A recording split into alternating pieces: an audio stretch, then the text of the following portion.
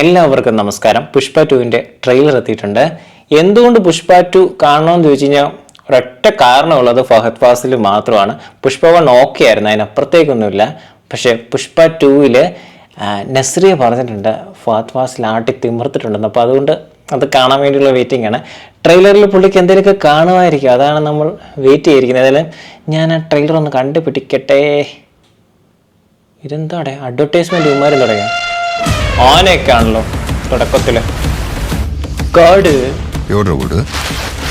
എന്തിയെ അവൻ എന്തിയെ പുഷ്പ എന്തിയെ തുടക്കത്തിലെ കാണിക്കുന്ന ഒരു ഗുമ്മില്ലല്ലോ. ബിൽഡപ്പ്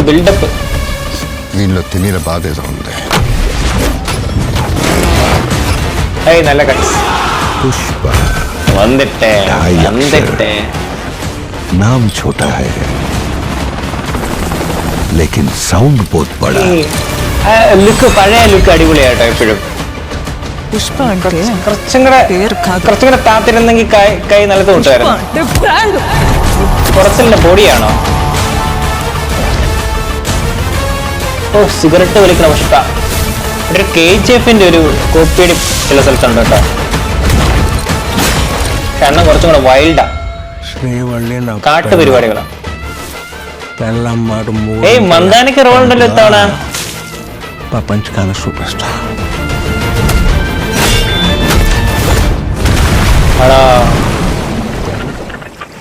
വന്നിട്ടേ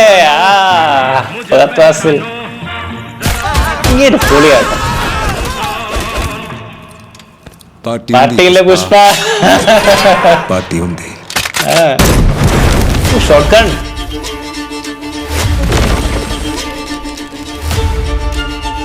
അതെന്താടാ മുടിയൊക്കെ വെട്ടിട്ട് ഫഹദ് കുറച്ചും കൂടെ കാണിക്കുമായിരുന്നു.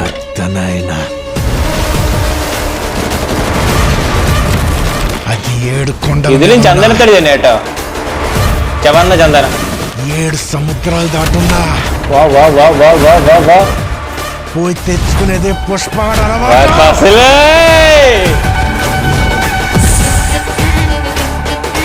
എന്നെ ചാട്ടവാടാ ഫഹദ് ഫാസിലിന്റെ ഡാൻസ് ഉണ്ട് കേട്ടോ. పుష్ప అంటే నేషనల్ అనుకుంటారా? ഇന്റർനാഷണൽ. ഓ കാലില് വള്ളി ഇറക്കുന്ന പരിപാടി പുതിയതാ.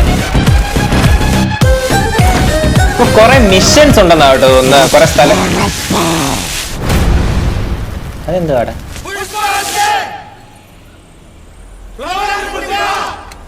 ഫയർ ఫైర్ కదా, వైల్డ్ ఫైర్. ഫഹദ് ഫാസിലിനെ കത്തിച്ചല്ലോ അല്ലേ? ഇത് കാണാൻ ഒരൊറ്റൊരു കാരണം അത് ഫഹദ് ഫാസിൽ മാത്രമാണ്. ബാക്കിയുള്ളതൊക്കെ എനിക്ക് തോന്നുന്നു അല്ലു അർജുനെ ഇവർ ഒരു ഇൻ്റർനാഷണൽ സ്റ്റാറായിട്ട് പ്രദർശിപ്പിക്കുന്ന ഒരു സിനിമയായിട്ടാണ് തോന്നുന്നത്. പുള്ളിക്ക് കുറേയധികം പല ലാൻഡ്സ്കേപ്പിൽ പുള്ളിക്ക് മിഷൻസ് കാണും. വെള്ളത്തിൽ കാണും, പിന്നെ മരുഭൂമിയിൽ കാണും, കാട്ടിൽ കാണും, റോട്ടിൽ കാണും, രാത്രി കാണും, പകൽ കാണും, ഉച്ചയ്ക്ക് കാണും, ചിലപ്പോൾ അർദ്ധരാത്രിയിലും കാണും.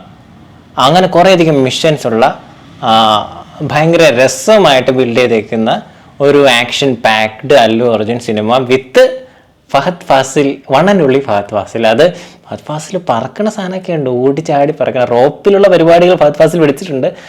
ഫൈറ്റ് കുറച്ചും കൂടെ കാണുന്നുണ്ട് എനിക്ക് തോന്നുന്നു. ഇതിൻ്റെ അകത്ത് കുറച്ച് ഫഹദ് ഫാസിൽ കാണിച്ചുള്ളൂ, പക്ഷേ തിയേറ്ററിൽ കുറച്ച് അധികം കാണാൻ പറ്റുമെന്നാണ് പ്രതീക്ഷിക്കുന്നത്.